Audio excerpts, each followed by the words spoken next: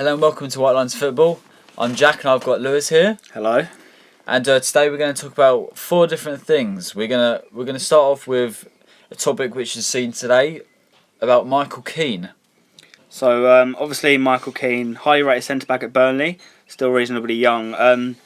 He made his England debut against Lithuania the other week. He did quite well. I was at the game. I thought he outperformed John Stones. I thought he did very well, and he's probably tipped for a big future. And he wants to go higher, and I think he can go higher. He's obviously released from, I don't know if he was released, but he left Manchester United in 2015 after one appearance. So I'm sure they regret that. 2015? 2015, so it's not long ago really, only 2 years ago. But he's done well, and I think he's definitely capable of going higher. He's, you look at Burnley, they've got a solid defence, like you said, good at home. He's obviously partnered with Ben Mee, he's got Tom Heaton behind him, that English bond, and he's done quite well. But we're sort of looking at the teams that we think he could go to. So one of the teams rumoured, according to Sky Sports, is Everton. Now, obviously, Everton, if he wants to go there, he's probably going to be guaranteed first-team football. You look at the team. Obviously, Phil Jagielka is now back in the team. 3 goals in 3 for Jack's dream team. Get in. Obviously, they've got Funes Mori, who's a bit hit and miss. But He was in my dream team. He was in your dream team, he got injured. Ashley Williams, who's in my dream team. And then you look further than that at defence, you've sort of got Mason Holgate, you're not really sure. And you sort of... Ronald Koeman, a manager who prides himself on that defence, and I think Michael Keane will do very well to side it up. He'd walk straight in because in a back 5 is pretty much guaranteed, but in a back 4, to be fair, do you reckon, Jack, he's got a partner, Ashley Williams, isn't he, in the back 4? Yeah, I'd have thought so. I'd have thought it will come in over Jagielka and any other possible defender because he's quite a good centre half. He's solid. He's composed. He's sort of a defender you want to get in if you want to keep clean sheets. Yeah, I think the only problem with that is that Everton aren't going to be in the Champions League next season. But he's guaranteed first-team football. He's going to be well coached by Koeman, who of course is the centre back himself, and that could just be another paving slab to the top. And now Everton are obviously a team on the up, so I think he could go to Everton. He'd do quite well there. He'd be guaranteed football. He'd coached well. The only problem is that it's not quite the elite team he might be looking for at the minute. However, also other links and interests we've heard from our Manchester United and from my own sources. That's just where I thought he'd fit in. Well, also where Lewis would fit in, and that's obviously quite a good case because obviously they are a bit like struggling at the back. Like you'd like to think for a side that are challenging, you can get better centre halves than Chris Smalling, Phil Jones, and Eric Bailly, possibly, who hasn't really stayed fit. There's probably better options than Marcus Rojo out there, and I think Michael Keane, like on a return to his ground that he left in 2015 after only getting 1 game, which isn't long ago, I feel that it'd be a good signing for Manchester United because it'd be just another defender that's ready to get in. He'll be a solid performer who, because Man United tend to, Mourinho doesn't really, it's arguably that he still doesn't really know when all fit, what his best team is, and normally when people are trying to find their best team, they normally have a good solid idea on what their best 2 centre-halves are, and obviously Mourinho doesn't really as such because he has 4 or possibly even 5 to switch around with, but I feel Michael Keane would definitely slot in quite well, and I think he would probably become quite a favourite to start most of the games. Yeah, I feel at Manchester United, if you're looking at Mourinho, still a defensive manager, like you said, he at the start he hasn't really known his best 2, but at the start of the season he was sort of persistent with Bailly and Daley Blind there. Now he doesn't look like he fancies Blind there at all. And you've got to sort of look at the defence, and you've got to question how many of the players does Mourinho actually want there. So you've got the English core in that defence. You've got Shaw, Jones, Smalling. You know how he feels about Luke Shaw. He's criticised him numerous times in the media. But Smalling and Jones in terms of centre back, I would argue that Keane's better than both of them anyway. Yeah, he's England definitely companions, but yeah, I feel like he's sort of quite into Man United. Another rumour that I came up with myself was, it's not a rumour, I haven't just started a rumour, but another idea I thought was maybe at Chelsea. Now, obviously Antonio Conte playing that back 3 system at the minute. I thought, you look at that back 3, Azpilicueta on the right, a very good defender. David Luiz in the middle, brilliant, bringing the ball out. Gary Cahill on the left. Now, he's obviously a good player, Gary Cahill, and he scores a lot of goals. He's playing for England, but he's getting old a bit. He's come under question at times for his ability.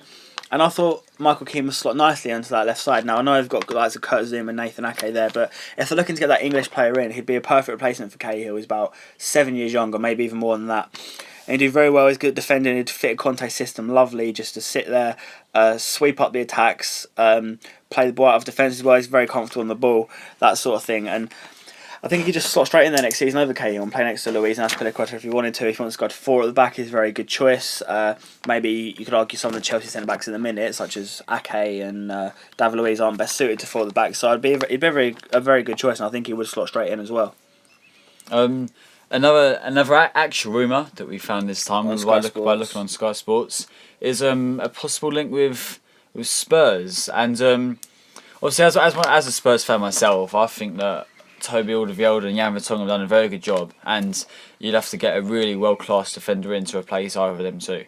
And also I feel that Michael Keane is a right-footed centre half, and I feel Jan Vertonghen being left-footed does make quite a big deal, because I think that like the way he brings it out and the way he always, and like the way Toby brings it out as well, like it's always like they're always wanting to move the ball forward, and obviously to kick it with the strongest foot towards one way does obviously help. So I feel that either Villa/Dia as a third choice centre half, that he would obviously that he would suit there, but I don't really feel that he would want to move away from Burnley to sit on the bench. So I don't really feel that Spurs would be the right move for him, because I don't think he'd get in the starting lineup myself. And I do feel as though there's definitely better options for him to go to, and I don't really think Spurs would be one where he would he would ignite his career as such.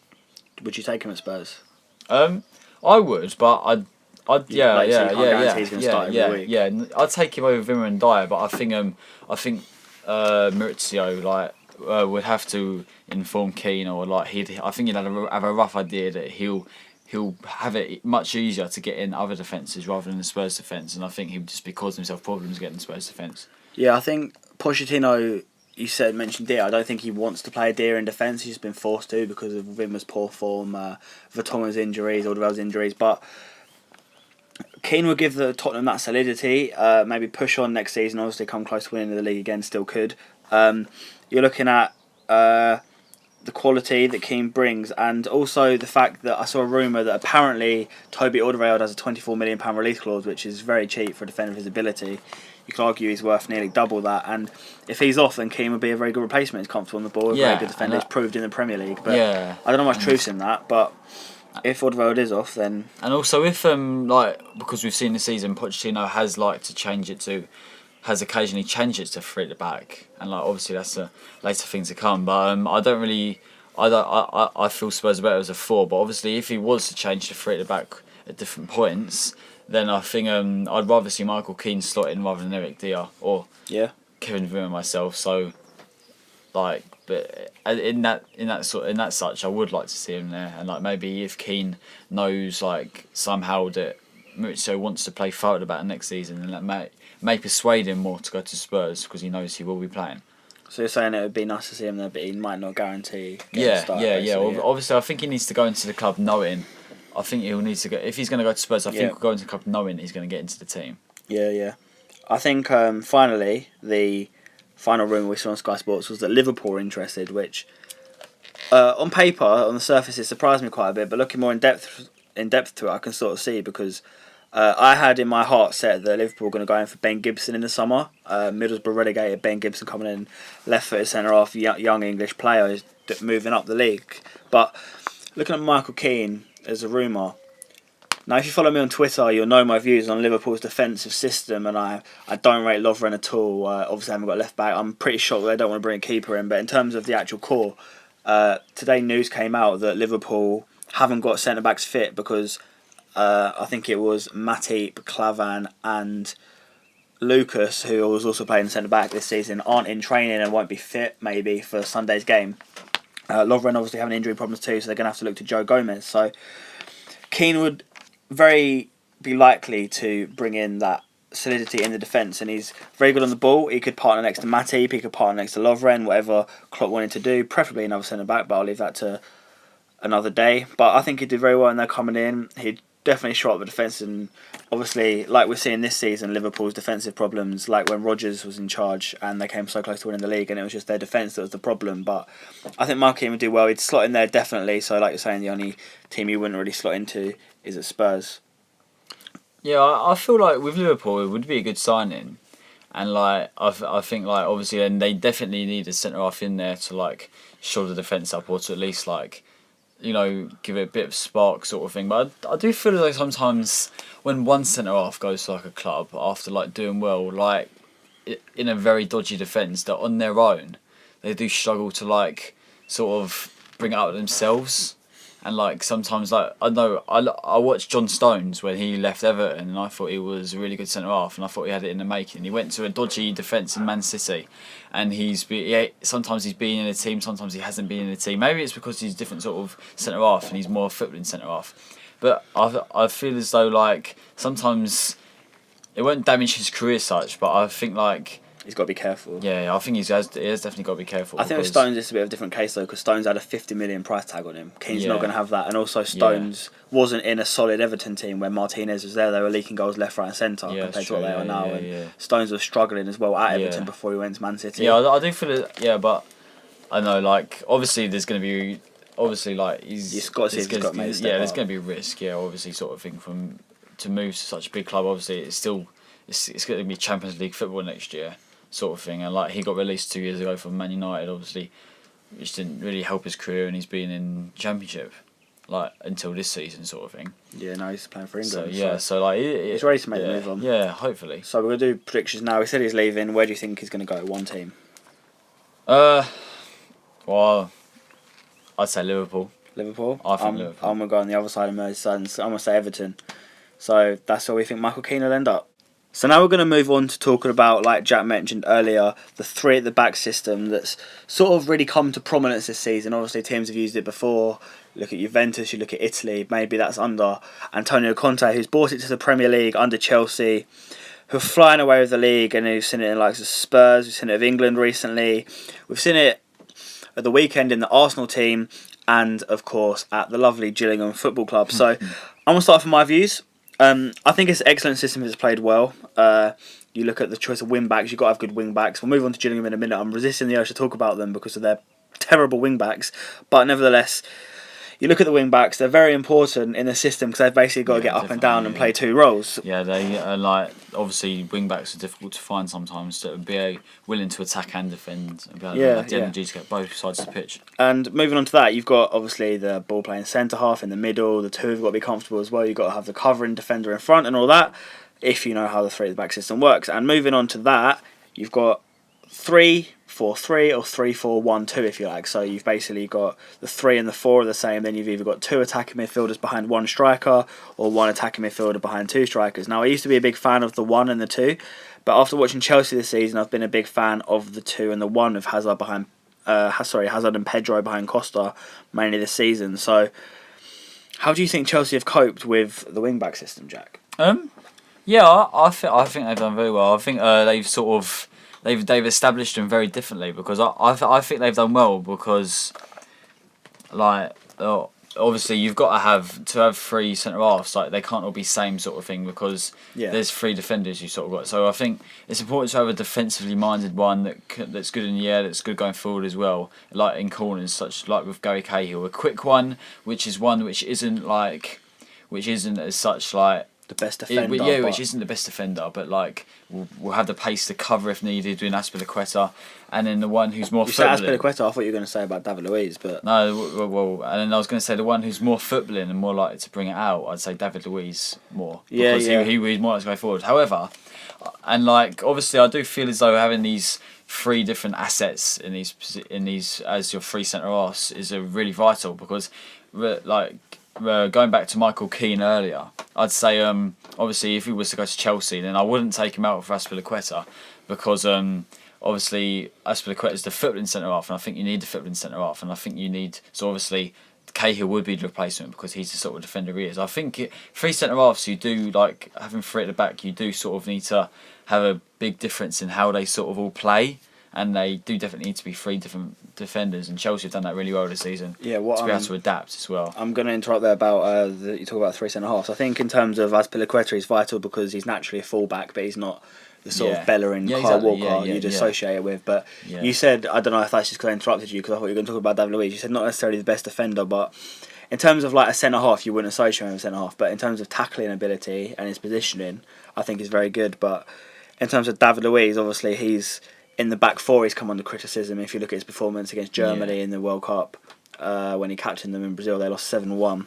He wasn't very good, and he came under criticism at Chelsea when he went to PSG for whatever price he went to. I think it was around 50 million, something like that.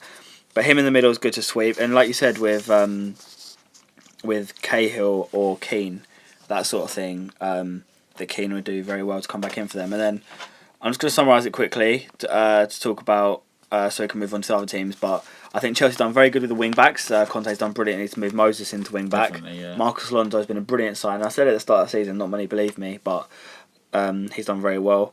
And then N'Golo Kante covering in front of them. I think he's been an excellent addition, signing of the season. And then, of course, you've got Hazard and Pedro behind your goal scorer Costa. So we'll move on to Spurs, because obviously Chelsea have done well to be 4 points clear. Now, you mentioned it earlier briefly about Spurs' wing-back system, that you prefer 4 at the back, but Spurs have done well when they've gone to 3 at the back. Yeah, they have gone well, but I think obviously they need, like, obviously, so when you've got 3 at the back, you've obviously got less men up the pitch, and I think like they, like, when they've scored, like, when they've scored goals this season, like, it's been more 4 at the back rather than 5 at the back, and they've looked very threatening. But I do think, like, it's obviously not as good as Chelsea because I haven't stuck with it the whole season. But I wouldn't say it was bad. But I'd say I'd prefer 4 at the back, because I do feel as though Toby and Vertonghen are sort of like I refer to as the 3 at the back at Chelsea, because they're 3 very different sort of centre halves. I do feel as though Toby and Jan are two similar defenders in the such that they both do want to bring it out. They both lack a bit of pace. Yeah, they're both good in the air.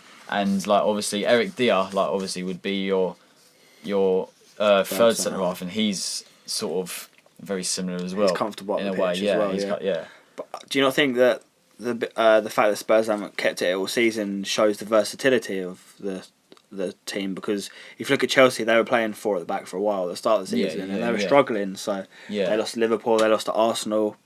Yeah, I'd show it shows. He didn't really have a choice. Yeah, I'd show it shows a versatility, but I do feel as though if you ask Pochettino and many Spurs fans, they would say they'd rather 4 at the back rather than 5 at the back. Yeah, fair enough. I wouldn't say it doesn't work. I think on paper it's negative, because if you're looking at, I know they have different roles, but like you said, fewer men up the pitch, because I don't like it when both of the wing backs are full backs, if you know what I mean. So Danny Rose and Cole. I know Rose used to be a winger early in his career, but it's a bit different, because if you look at Chelsea, Moses has always been a winger, so it's more attacking. So, like, I'm just going to point out now, Gillingham, Paul Konchesky playing wing back earlier on the season. He's 36. He's not going to get up and down the pitch, is he? He's a left back. Do you know what I mean? So moving on to Arsenal, your good old rivals. They played 3 at the back at the weekend against Middlesbrough. They played Rob Holding, Gabriel and Laurent Koscielny. Obviously won the game 2-1. I don't know how true it is, but I saw a stat that it's the first time since 1997 Arsenal have played with wing-backs 3 at the back. They managed to get the result, but how do you think it worked for them? Well, I mean, you go into Middlesbrough and, like, you know, like, they're relegation threatened. Like, it doesn't really sum up how good the defence sort of is, really, does it? It doesn't really, like, that isn't really a game that you go to and think, oh yeah, you know, they're going to be tested. Yeah, that sort of thing. And obviously they don't score a lot of goals, but they scored. Like, could you argue because of this? But then again, it's only one game, but again, like, obviously Wenger's obviously coming to try it because he's credit him because it's quite brave, because he's under pressure. He's obviously got to try it, and he's under pressure, and he knows that if he lost that, like, you know, like, there would, you know, he'd get even more pressure. But obviously, like, I feel personally that, like, I understand why he did it, but I think, like, you've got to take into more account, like you've got to think about it more before you do it, sort of thing. Because, like, Rob Holding, like, he isn't really. He's not experienced. He's a good defender, he's not experienced, but he's not as experienced. Yeah, and, like, I don't really know him well enough to, like, again, judge, like, the Chelsea, like, back 3 are quite different. Like, with Rob Holding, is he more like of a Koscielny? Yeah. And then, like, Gabriel, like there's no real footballing centre half. There's no real quick centre half there. So you're sort of arguing that he's sort of thrown it together at the last minute. Yeah, Because Conte's thought about it. Do you know what I mean? Definitely. Yeah, definitely. I think if Wenger went through the summer and thought, right, next year lads, we're gonna play 5 at the back, and then he not necessarily made changes to bring players in, but allowed them try to adapt with them, then I think that would be more obviously. But obviously changing because most defences when you stick with 4 for the whole season, it's a shock to then go to 5 because obviously your fullbacks changing to wing backs. They've got to change their play. Obviously bringing another centre half in, they've got changing the roles. They sort of changing the roles obviously. So I think obviously I understand why he did it, but I think if he wants to continue with it, I think he's got to try with it because it's a whole different concept rather than 4 at the back. Yeah. I think it will be interesting to see if he keeps with it at the weekend because some fans were happy to see it, but obviously they're playing in the semi-final against Manchester City. Yeah. At the weekend and of the FA Cup, and that is a big game, and that's going to pose more of an attacking threat with Aguero over Rudy Gestede. But I think he's done well to change it. I'm going to defend Wenger a bit here because he's changed the system, and like you said, he's not thought about it more. But Mustafi's injured. He wouldn't have gone into the season thinking that he's going to go in and get a ball playing centre half. So he's sort of got the defenders he's got together. As much as I don't rate Koscielny or Gabriel, I think Rob Holding's okay. And I think they did well to get the result. But I know what you mean. They didn't execute it to the talent that Spurs and Chelsea have so far. We'll go on to another team that hasn't quite executed the wing-back system very well this season. We're going to talk about the Gillingham Football Club. Obviously, they liked it at points under Justin Edinburgh, playing wing-backs with Brennan Dickinson and Ryan Jackson. I think Amari Bell played there at times a couple of seasons ago. But in terms of the quality this season, Adrian Pennant came in and he said that he's going to play with wingers. And then he sold our only left back in the club, so he's decided, or the only fit left back, and he's decided that he's not going to play with wingers and fullbacks anymore. He's going to play with wing backs. He's going to chuck wingers in fullbacks. So Lee Martin's been playing left wing back, and Harry Cornick's been playing right wing back. Scott Wagstaff was playing there, but then since he's been injured, Harry Cornick has started the last 2 games at wing back. What have you made of Gill's wing back system? Where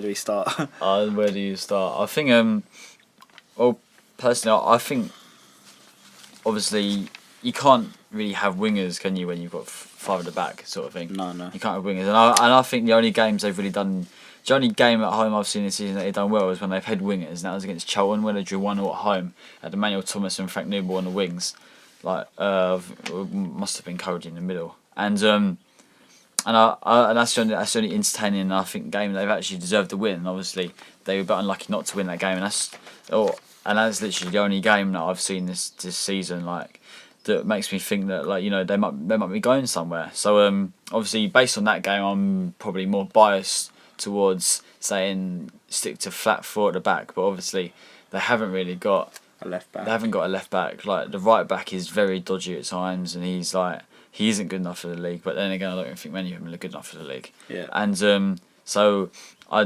don't.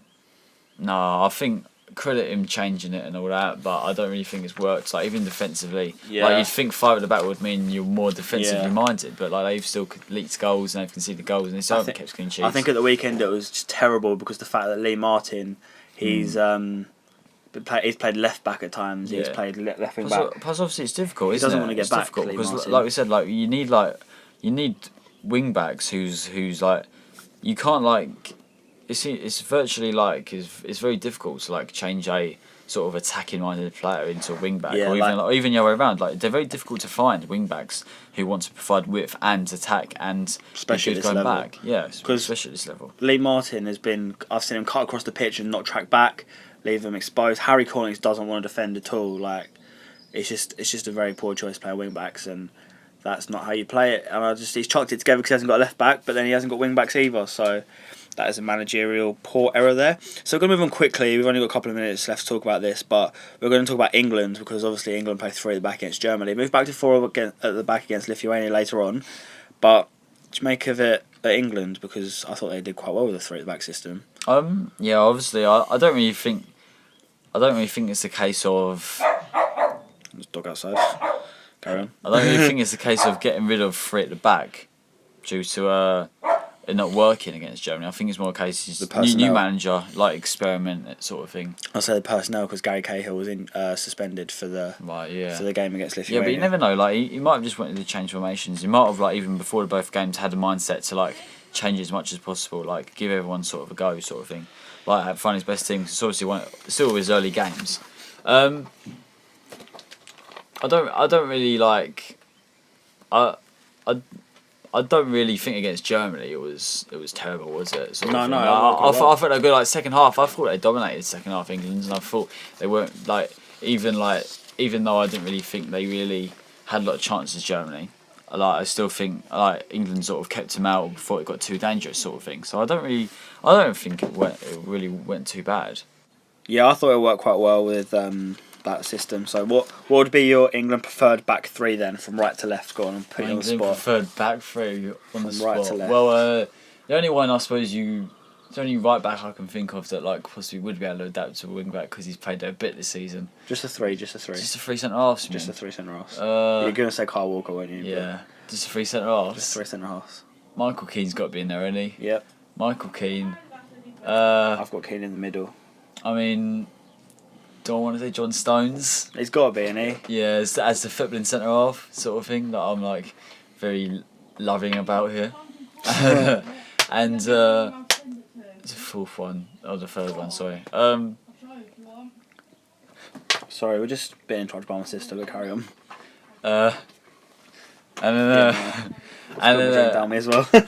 Carry on. So there's a third one. I suppose right now I can't even think of another one. Possibly Chris Smalling, at a push. I'll tell you my one. But I can't really... From right to left, three young centre backs. Oh, three young ones. Oh, Ben Gibson. John Stones on the right, Mark in the middle, Ben Gibson on the left. Yeah, I was thinking Ben Gibson. I was thinking Ben Gibson, but I was thinking that, do you want a bit of experience in your back three? Don't really know, really. Yeah, that's true. That's true.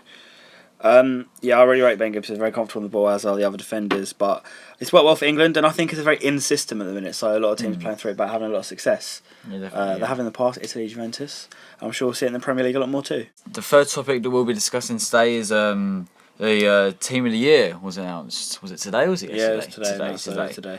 Earlier today. And obviously, there's always going to be a bit of debate about who deserves it and who doesn't. So the Team of the Year, in case you haven't seen, is Man United's goalie De Gea in goal, Kyle Walker at right back at Spurs, the two of the three centre halves at Chelsea this season, David Luiz and Gary Cahill. The other Spurs fullback at Danny Rose, who hasn't really played as much this season due to injury. Hazard at left midfield, which is in a 4-4-2 formation, by the way, for Chelsea, and then you had Kante hold at centre midfield for Chelsea again, and then Dele Alli, who's been very creative this season for Spurs, in the middle, and Mane on the right at Liverpool, which is quite nice to see a Liverpool addition in there since there's no other Liverpool player in there. Lukaku up front, obviously because of his goals for Everton, and Kane for Spurs. So there's obviously always going to be a bit of controversy and debate, like I said, about the Team of the Year. So Lewis, what's your opinions? What's your ideal Team of the Year? Yeah, I thought the defence was a bit questionable. You're looking at the goalkeeper and De Gea doesn't really jump out, and then you're looking at the two centre backs, and Chelsea haven't kept a clean sheet in 10 games, I think it is. I think they've done well with. But obviously, when they did the votes, then it would have only been about 5, wouldn't it? Okay. Clean sheet sort of thing. They've kept. Yeah, but I don't know. I think you've got to look at other teams for defences. Even if you are looking at Chelsea, I'm surprised Azpilicueta's not in there. He's been a very good centre back. He doesn't even play centre back. I wonder if they're biased to big teams because. I'd say definitely are. The defence I would have gone with is Heaton in goal, and then Coleman, Keane, Vertonghen, Alonso. So I'm surprised Rose is in there not being injured. I thought Vertonghen and Alderweireld could have really had a shootout, but Vertonghen's done well. Keane's done well at Burnley, as has Heaton, and Seamus Coleman's been a very good right back. So personally, I'd have gone with Heaton, Coleman, Keane, Vertonghen, Alonso, and then Mane, Kante, Ali, Hazard, Lukaku, Kane. So 4-3-3. No. Still 4-4-2. It's the same attack and strikers as it was before. Yeah, I'm just sort of looking at the defence and I'm sort of questioning it. Has Cahill been that good? Has Rose played enough? I think it's basically mainly because they've probably focused more on the fact that they haven't conceded as many goals this season as other teams probably, Yeah. and like they're up there in the league. They've Like got the new obviously, system. I'm the same. Like I've gone Heaton in goal. I've gone Coleman at right back. I've gone Toby at centre half because I feel like he's done better than Vertonghen because of goals and he hasn't been as injured. But you could argue Jan. And then I've gone with Kaywin and Alonso basically because like it's a Chelsea defence and they haven't really leaked too many goals this season. I've gone with Sanchez. Like I'm a big fan of Sanchez. I know obviously he's sort of gone off the radar a bit lately, but I still think like he's had a good season to like have Arsenal where they are, which fortunately isn't as good as they should be. Kante and Ali, I've kept the centre midfield. Like I don't think you can argue with that. Hazard left wing, and I've kept the same front two as well. So I don't really think you can argue about the front six, as such. Yeah, I think you could easily debate Sanchez or Mane. Sanchez or Mane. Yeah, definitely. I think that and the defence are big talking points. Yeah, and goalkeeper possibly. Yeah, I'm surprised. Going back onto the defence, I'm really surprised that Marcos Alonso is not in there because he was brought in and people were sort of thinking, like, obviously they weren't aware at the time that they were going to play the wing-back system. People were thinking sort of, oh, is he going to play left-back? He's been at Bolton, he's been at Sunderland, he's been in foreign countries. Like, is he even going to cut it at Chelsea for the standard they want? He's scored a lot of goals, he's been a brilliant wing-back. I'm surprised he's not in there, especially because Danny Rose has been injured. Danny Rose is definitely the best left back in the league for me, but I'm sort of surprised he is in there over Alonso because I thought Alonso's done really well and he's only about mid-20s, so he's still gonna have a long future because he's definitely cemented his place in the Premier League. I think if you're looking at it, yeah, you said Cahill. He's the one in Chelsea defence. Would you not say David Luiz over Gary Cahill? I mean, Cahill scored goals and like he has not a priority for defenders though. I'd say. No, probably not. But he has like. In past, like he has sort of like he's experienced. He's received. I would say overall he has received criticism sometimes, and like obviously like when they sent out him partnering Terry, like there was argued about whether he was good enough sort of thing. Like about 5 years ago when Terry was in his prime, or when he was still a very good centre half. I still feel as though I feel as though he's had a good season. Obviously, I think You said but you said about his past. Like, do you not want to look at more in this season? Yeah, exactly. Yeah, I think like to still be a centre half at a Premier League winning club, I think it's still really good. And I think same as Toby and Jan. Like I think you could give it to any of them, and I think you could have. I don't think there was a lot of difference between. Yeah. Giving it to Cahill or Luiz really either. What are your thoughts about Azpilicueta? Yeah, I think he's done well for the dream team. He's done well for the dream team. Done well for the dream team. Done well for the dream team. Yeah, been a loyal servant all season. Done very loyal servant. I think again like the same sort of one. Like he's had to adapt to a completely different role he's probably never played before, and like he's been a essential part of a Champions League, not Champions League, what? Of a champion winning side this season. Well, it should be anyway. And like obviously I feel like he could be just as unfortunate sort of thing not to be in it, and to be watching his two centre halves alongside him, but Luis Cahill be in it, like is probably a bit unfortunate for him. But you never know. I've been very unfortunate with Dream Team, so why can't he be unfortunate with the whole? Oh, here we go. Yeah, can we just say Jack's blaming his Dream Team defeat on luck? Yeah. Even though he's about 200 points behind the leader. It's all been luck. Because Coleman and Funes Mori and Mata are all injured last month. I'm guaranteeing Champions League football next season with a third place finish, hopefully. Yeah, I think we should just quickly take a little detour and go through our Dream Team League. Oh no. Go through our Dream Team League. So we do the Sun Dream Team. Unfortunately the Sun, but I've just used it all the time. Don't read the Sun. So at the top is our friend Rob, 1532. Second, me, 1499. Third is Jack, 1384. It's Jesus' injury, mate. And then fourth is about 15 behind Jack. And there's 15 of us in the league, so it's okay. But I'm still going for the win. I don't know what Jack's aiming for. He's aiming for top four. I'll take third. Well, take third. I mean, I should be doing better than fourth. I mean, I'd like to think that I'm brighter about football, even though the person fifth seems to think he's very clever about football. Shots at Addison. I'd like to think that I'm very good at. I know my knowledge, and like I'd be disappointed not to be in the top three. Definitely. Yeah. I think that you're blaming it on luck, and you've just not been very tactical about it, mate. Jack has persisted with a certain someone. Certain someone. Try and guess who it is now. You probably can't.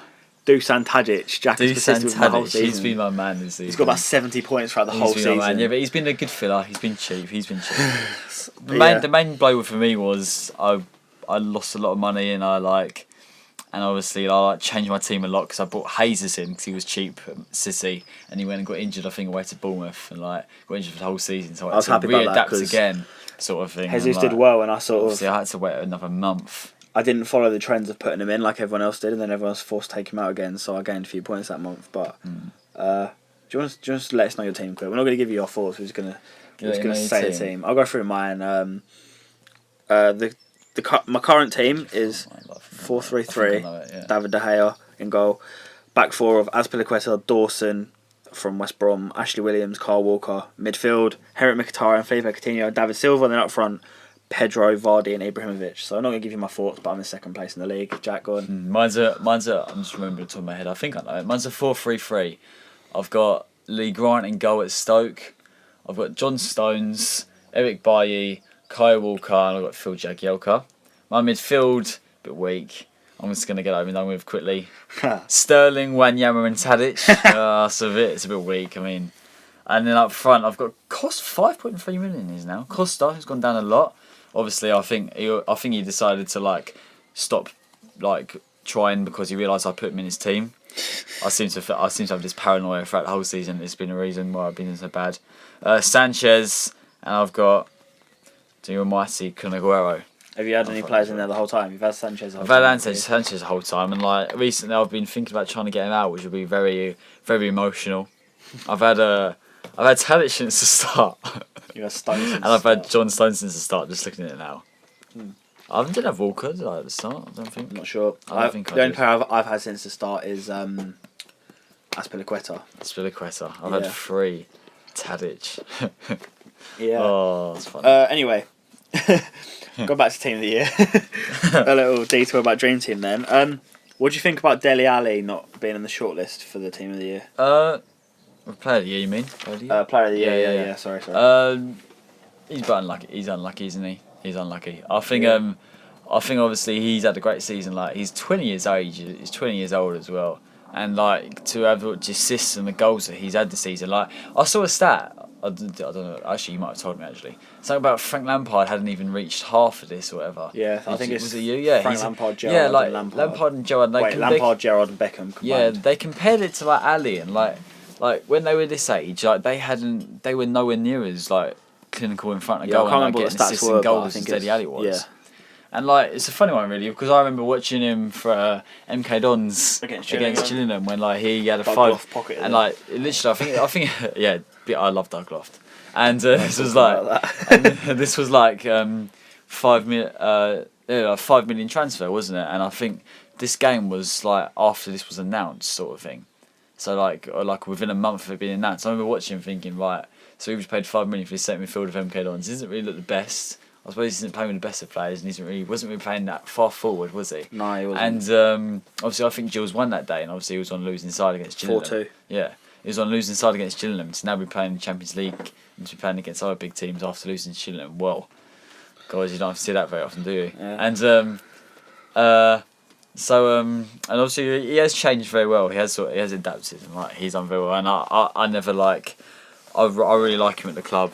And obviously at the start of the season, it makes you wonder really because Pochettino was changing it around a bit, and he was on the bench and he was coming on, but he wasn't even starting games at the start of the season. I'm sure it wasn't. Occasionally he was on the bench, even when he was fit, or he might not have been fit, but I think he was fit, and it makes you wonder if he was playing on them games, more assists and goals he would have got. Yeah, he'd have been my vote for it, I think. I'd have gone with Dele Alli, but since he's not on the list, because you can't go over. In a word, who's your player of the season from that list? Hazard.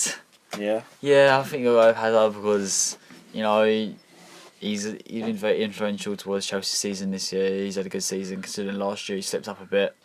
Yeah,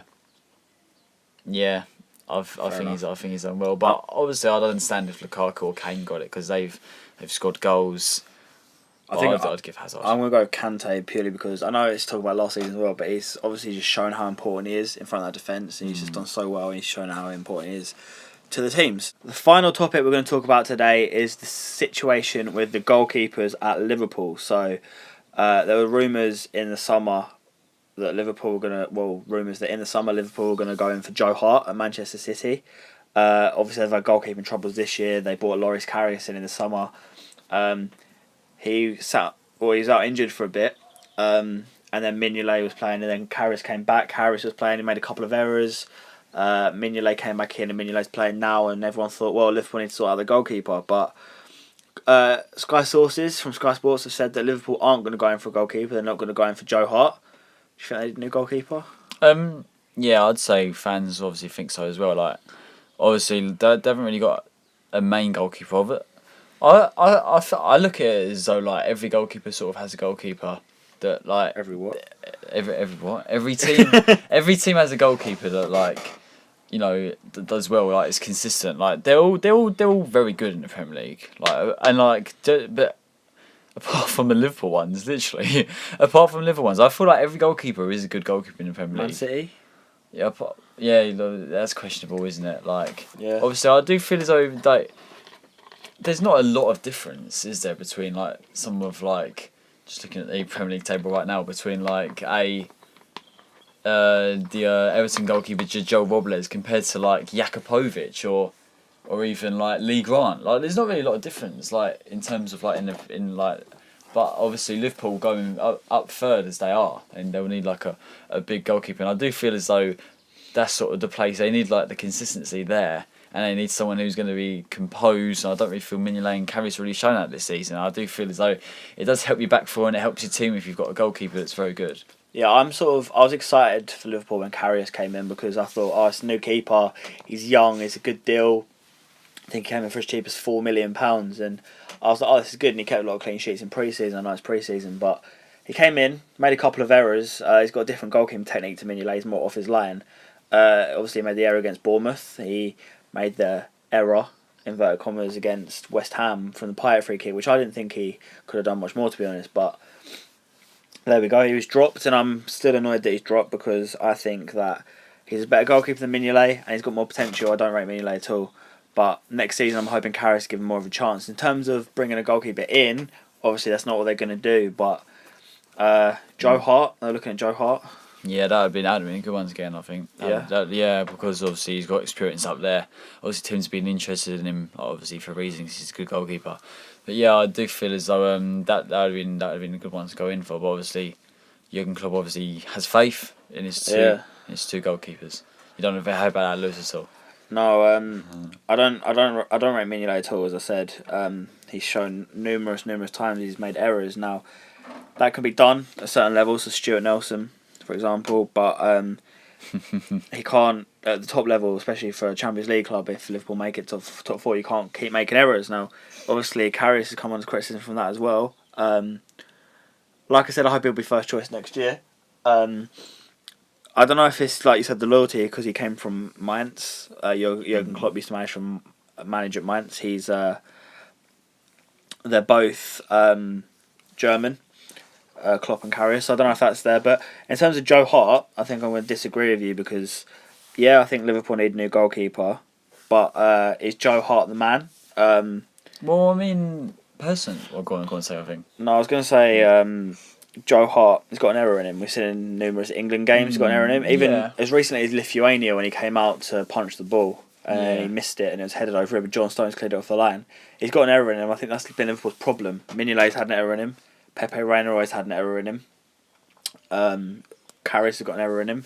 Do you need another keeper that's got an error in him? However, I do feel as though it is difficult. Like, it would be difficult for like Liverpool to tempt away like a top goalkeeper to Liverpool sort of thing. Like, obviously they're going to want a good one. Obviously, if Joe Hart with the experience has sort of said that he's available, like, I don't know, I do feel as though even like obviously it'd be an improvement in their squads, and like I think like obviously to find a goalkeeper that like, you know, I know what you mean. Yeah, but I mean, but I suppose you could argue that if they get Tom Heaton in, then like I think I'd rather, if I was a Liverpool fan, I'd rather have Tom Heaton, and I'd rather get Tom Heaton than like, Joe Hart. But obviously, as he hasn't gone in for a goalkeeper, then it doesn't really matter.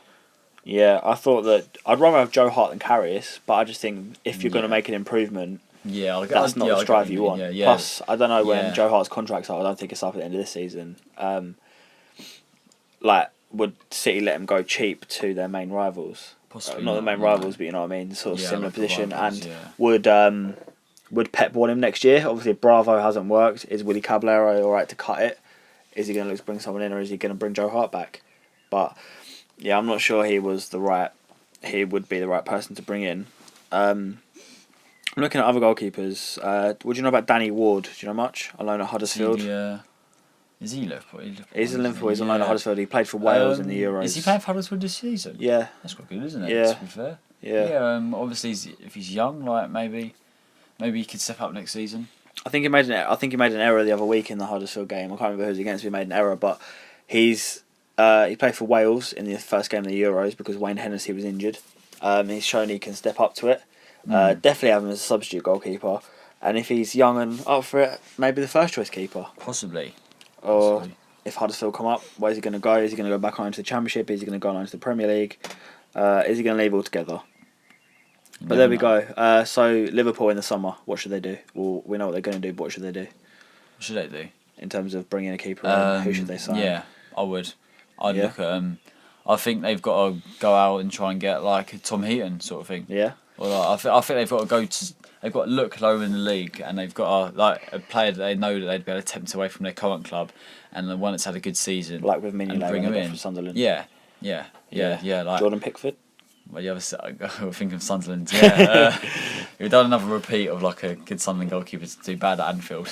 Yeah. But like I think I'd look lower the league, like trying to get a goalkeeper who's had a good season, and see how they do. Like obviously Tom Heaton's young and he's got in the England squads now, and like he's only on the up. And, like, young. He's 30. Yeah, exactly. He's 30. He's 30. That was a good shout, wasn't it? Hold on. That says a lot. But I mean, obviously in the England squads, I think he's 30. Can't believe that. Yeah. It was Man United really long time. He's Burnley captain. Has he been Burnley for that long? How long has he been Burnley in? I'm not sure, I don't know really. But yeah, if we're looking at in terms of goalkeepers, I think he's definitely got to go out and get another one. Left Manchester United in 2010. He's been at Burnley since 2013. He doesn't look 30. No, he's anyway. He's got to go out and get another keeper. Obviously, he said he's not going to, but I think that if he does want to change it, he can always go out in January and get another goalkeeper like a Jordan Pickford, like a Tom Heaton. Obviously, he won't be able to wait till January to get Pickford if Sunderland go down, but there we go. We know what he's going to do. We'll see what Klopp will do. So that is going to be the end of the podcast today. Hope you enjoyed.